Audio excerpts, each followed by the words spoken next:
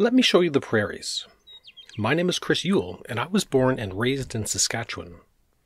I'll show you the land, where my family is from, and how the prairies shaped my early experiences. Stick around, and I'll show you 3 other things that catch my eye. These first 2 pictures were taken near sunset, September 19th, 2009. It captures that late summer, dusty sunset.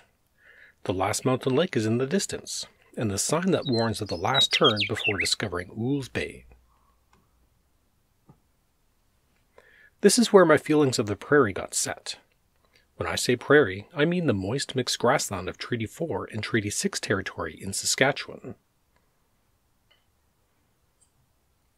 My family would visit Ools Bay a few times a year, usually on the hottest and coldest days. Lazy, dog-dangling summers with the cousins, playing in the gravel pit and avoiding ticks and poison ivy.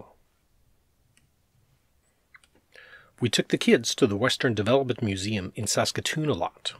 It's one of my favorite places. After watching Winning the Prairie Gamble, I would saunter over to the settlement map of Saskatchewan right by the dirt house. My dad's family is German and had a homestead near Strasbourg.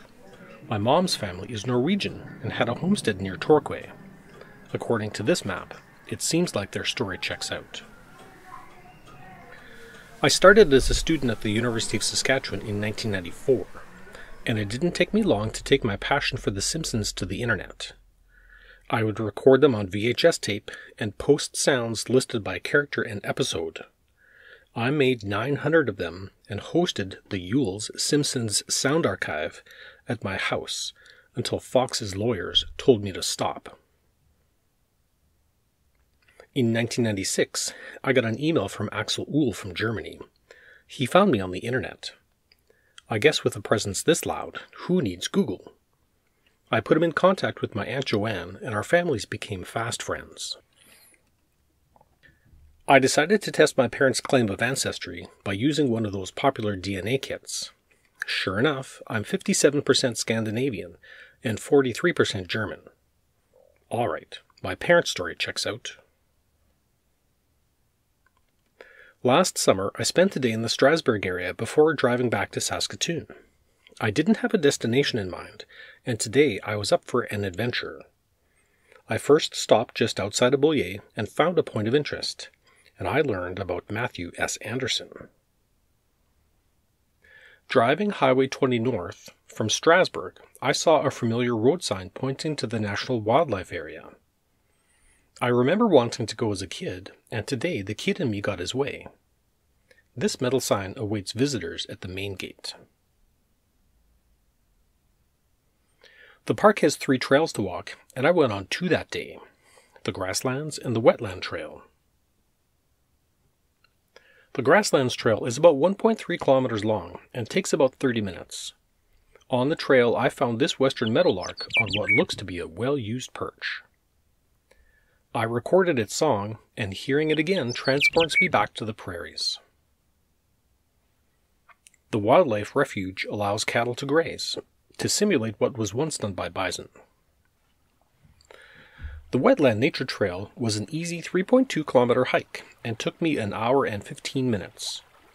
The land on the trail cycles between wet and dry, and it was in its dry season.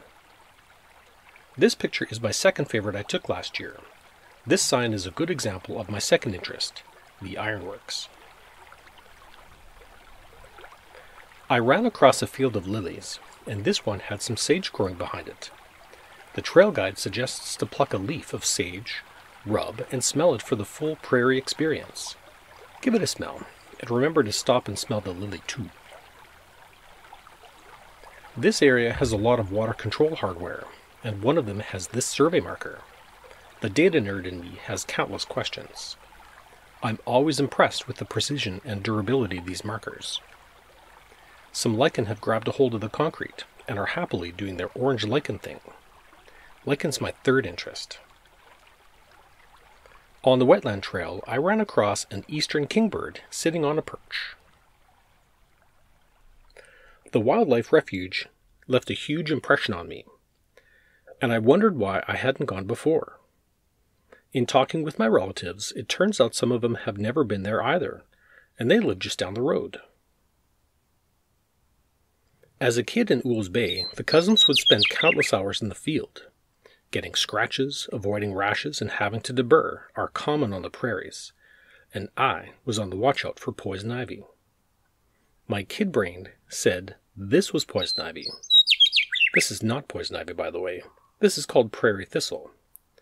Thistle still hurts. Pike Lake near Saskatoon has a hiking trail called A Gift of Green, and it lives up to its name. Easy, 1.5 kilometers, and lush with vegetation. While on the trail, I ran into a guide who knew a lot about poison ivy and had just finished a guided tour. He asked me what I knew about poison ivy, and I described prairie thistle to him. And, well, I learned two things that day. This is poison ivy.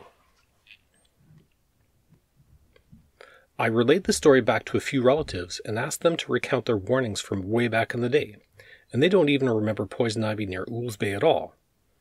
They did talk about stinging nettle, and it caused a rash. And I probably just thought that anything bad was poison ivy. So this is poison ivy. Don't touch it, especially if the leaf is really shiny. While in Pike Lake, I was wandering around and found this post, the Humble Post. This is my favorite picture from last year. The post is my fourth and newest interest these days. This picture has all four elements: the prairie, the post, the ironworks, and the lichen. I'll end this story by going back to Strasbourg. The cemetery is nearby, and I went to go visit my dad. With the orange lichen now in my thoughts, I stopped by the old part first. I saw almost all the headstones had lichen on them. Like, a lot of lichen. Some were so encrusted that you couldn't even tell what was underneath. I went to go visit my dad's headstone, and I found a familiar color. Orange. It looks like some lichen have taken hold of the top of the headstone. If you look closely, you'll see the reflection of the western red lily. So, if I were to leave a few thoughts behind: 1. Find your thing. 2. Know the hazards. 3. Be on the lookout for new adventures. It may be closer than you think. And 4. Be kind to the land. It shapes you more than you know.